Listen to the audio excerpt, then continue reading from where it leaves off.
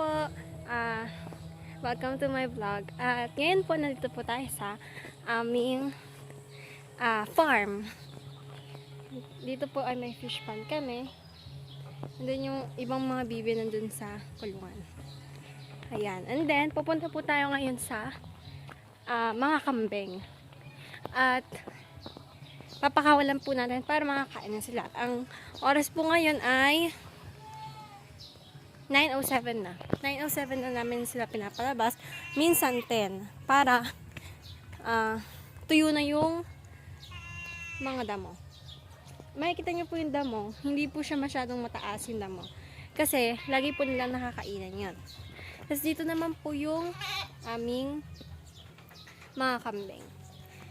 Meron pong isang tupa tayong dadalhin dito mamaya. So, ito pa, bibidyohan ko na lang po yung pagpapalabas sa mga kambing namin. Una pong gagawin, ganito po. Tanggalin ko lang po natin sa ganyan.